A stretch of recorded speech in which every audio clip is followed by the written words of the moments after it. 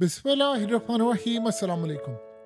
देखिए, रूस ने वो आज काम कर दिखाया है कि इस वक्त पूरे का पूरा यूरोप थर थर कांप रहा है। अमेरिका भी कांप रहा है, लेकिन जो खतरनाक सूरत हाल है वो है यूरोप की। आज से पहले रूस ने 2020 में अपनी न्यूक्लियर डॉक्ट्राइन दी थी। उन्होंने कहा था जी हम पर हमला होगा तो हम भी एटमी हमला कर देंगे। बस हमारी सरहदों की कोई भी मसाइल होंगे तो हम उसके ऊपर, जाहिर सी बात है, किसी भी मुल्क पर एटमी हमला होगा तो हमला कर देंगे। आज रूस ने अपनी न्यूक्लियर डॉक्ट्राइन बदल दी है। ये न्यूक्लियर डॉक्ट्राइन उसने बदली है। पहले जंग थी यूक्रेन के अंदर लड़ी जा रही, अब अमेरिका देने जा रहा है यूक्रेन को लॉन्ग रेंज मिसाइल। अब सीन ये होगा, आज के बाद रूस को जरा सा भी खतरा हुआ कि उसके मुल्क पर कोई बदतरीन हमला होने जा रहा है तो वो यूक्रेन को छोड़े, वो न्यूक्लियर चला देगा। और वो चाहे न्यूक्लियर अमेरिका पर चलाए। आपको पता है कि दुनिया में 88% न्यूक्लियर अमेरिका रूस के पास है, यानी 10,000 से ज्यादा। इस सूरत हाल में सबसे ज्यादा इनके पास है और ये पूरी दुनिया को राख का ढेर बना देंगे। एक दफा न्यूक्लियर चला फिर बचेगा कुछ नहीं। अब आज के बाद सूरत हाल ये होगी कि रूस, और ये बात बड़ी अहम है समझने वाली, रूस और इसके इत्तेहादियों के मुल्क को जरा सा भी खतरा हुआ तो रूस न्यूक्लियर मिसाइल चला देगा। फिर चाहे वो इजराइल पर चलाए, चाहे वो अमेरिका पर चलाए, चाहे वो बरतानिया पर चलाए, और सबसे बढ़कर जो इस वक्त सूरत हाल पैदा हो रही है वो है यूरोप का वो चला देगा। देखिए, यूरोप पर जो वो न्यूक्लियर मिसाइल चलाएगा उसका अंदाजा आप यहां से समझ लें कि आज के बाद ये पुतिन का जो ऐलान और ये इनकी जो न्यूक्लियर डॉक्ट्राइन चेंज हुई है, अभी बहुत सारी चीजों ने राज रखी है। इसके बाद पूरे का पूरा यूरोप थर थर कांप रहा है और ये सूरत हाल हो गई है कि पुतिन असल में वो बंदा है जिसने ये बात कही है कि अगर इस रुए जमीन पर रूस नहीं है तो दुनिया भी बाकी नहीं रहेगी और ना मैं रहने के लिए दूंगा। और बात उसकी बिल्कुल ठीक है कि हम इस दुनिया के अंदर उस दुनिया का करना ही क्या है जहां पर रूस ही नहीं है। अब सीन ये होगा कि आज के बाद बहुत सारी यूरोपियन जो ताकतें हैं या जो कंट्रीज हैं वो अपना बोरिया बिस्तरा बंद करेंगी और वो पूरी कोशिश करेंगी कि हम यहाँ से निकलें। हम कम से कम रूस के साथ इस जंग को ना छेड़ें, क्योंकि ये जो जंग है अब कंट्रोल से बाहर हो गई है। देखिए, इन्होंने सबसे पहले क्या काम किया, इन्होंने सारी की सारी जो कंपनीज थी, एडिडास हो, यानी आप नाम ले ले, बर्बरी से लेकर KFC, मैकडोनल्ड, सब कुछ, सारे ब्रांड्स, इवन के ज़ारा तक, सबको उठाकर ये लोग ले गए और कहा जी हम देखते हैं अब कैसे चलता है रूस। अगलों ने सारा काम किया। और मुसलमानों की आप हालत देखिए, यानी इनकी जरा हालत देखिए क्या है। ये दुनिया में क्या कर रहे हैं, ये पेप्सी का बाइकआउट कर रहे हैं, ये कोका कोला का बाइकआउट कर रहे हैं।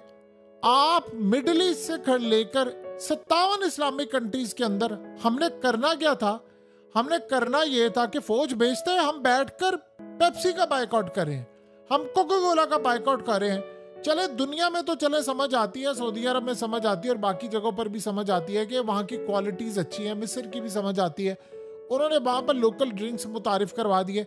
हमारे पास क्या है, गटर से गटर हमारे पास ड्रिंक है जो पी कर लोगों के, अब जरा अस्पतालों का रश देखे जाकर उनके साथ हो क्या रहा है। ये आप जरा लोकल ड्रिंक्स देखे, अब जो मिल रहे हैं, जाहिर सी बात है दूसरी कंट्रीज में, चले उन्होंने तो कुछ काम किया, लेकिन आप एक बात बताइए, क्या इस सारी सूरत हाल से इजराइल को कोई फर्क पड़ा? ठेंगा, उसको ठेंगा फर्क पड़ा है, उसको नहीं कुछ होने वाला, क्योंकि अमेरिका और बाकी ताकतें उसको धड़ाधड़ पैसा दे रही हैं, इमदाद दे रही है और उसके बिलियनर्स दुनिया भर में छाए हुए हैं। उसको ये 2 टके के बाइकआउट से 10, 15, 20 अरब डॉलर के, उसको क्या घंटा फर्क पड़ता है?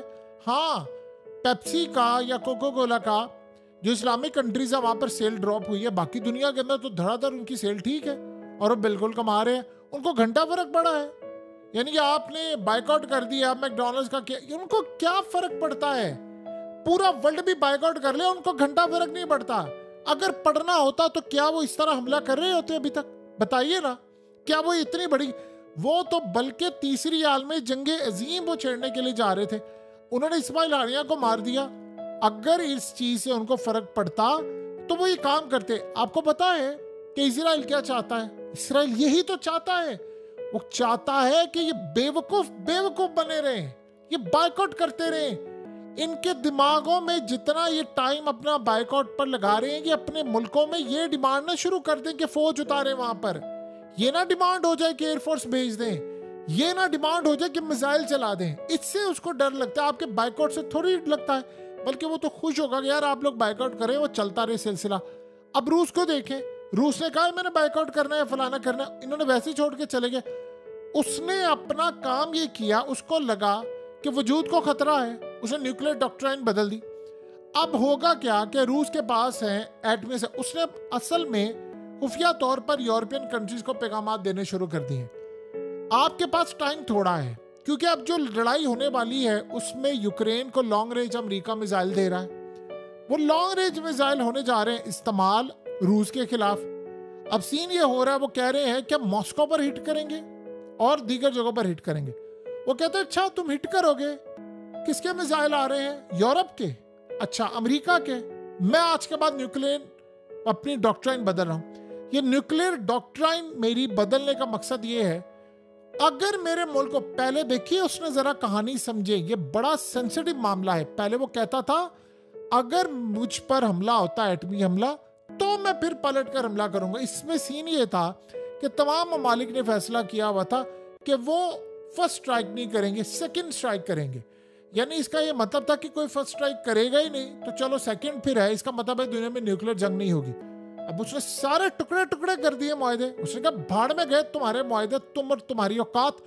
आज के बाद रूस के वजूद को खतरा लाहक हुआ तो वो एटमी हमला कर देगा, फिर वो चाहे पूरे का पूरा यूरोप उड़ा दे। अब यूरोपियन कंट्रीज असल में देख रही हैं कि सबसे नजदीक तो हम हैं। ये रूस ने अगर एटमी हमला कर दिया, न्यूक्लियर मार दिया, तो सबसे पहले तो वो हमें उड़ाएगा। जाहिर सी बात है जो न्यूक्लियर हमला होना है वो कहां से होगा? अमेरिका ने वहां से तो नहीं करना। पहले अमेरिका ने पहले कोशिश ये करनी है, एज यूजुअल उसने दुनिया में कभी खुद लड़ाई की है डायरेक्टली? वो तो जब भी गया किसी तीसरे मुल्क का सहारा लिया, पहले अफगानिस्तान का लिया था, फिर यूक्रेन का लिया।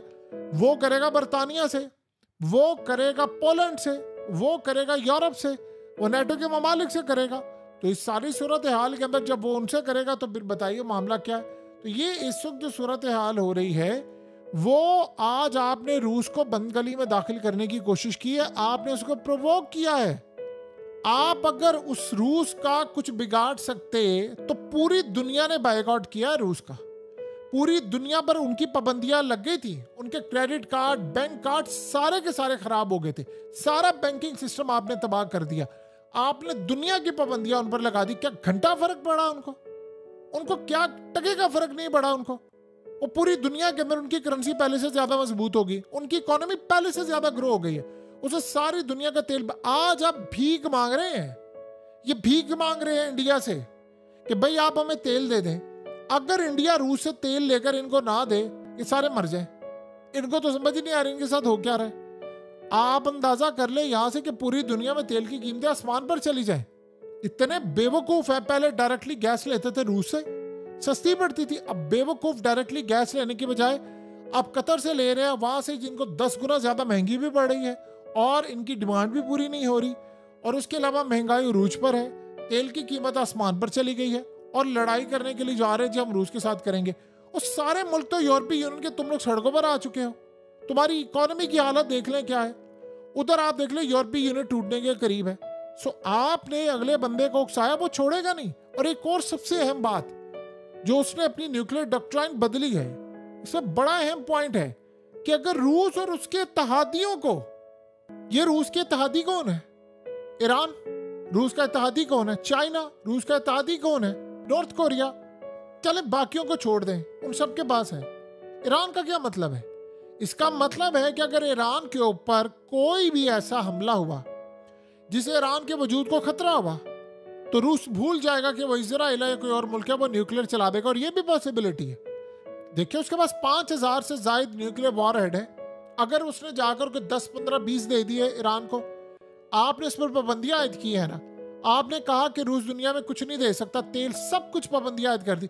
आपकी पाबंदियों का ये हुआ कि अगला खुलकर खेलना शुरू हो गया। वो लेबनान को तैयार दे रहा है, वो यमन को दे रहा है, वो ईरान को खुलकर दे रहा है। S-400 से लेकर Su-35 सारी चीजें उसको खुलकर मिल रही है। आपकी पाबंदियों की औकात ये है कि आपकी पाबंदियों को गटर की तरह अगले ने बहा दिया। आप क्या करेंगे उसका? इसका मतलब है कि अगर ईरान के वजूद को खतरा हुआ तो पुतिन बाज नहीं आएगा, वो फिर छोड़ेगा नहीं इनको।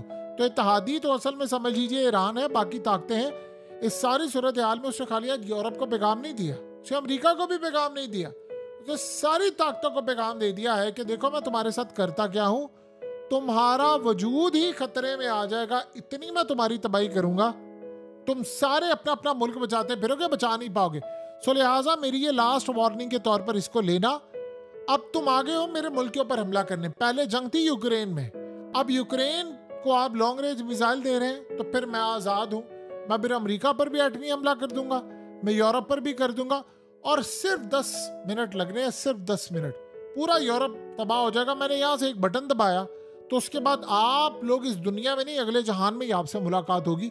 ये फिर सूरत हाल है।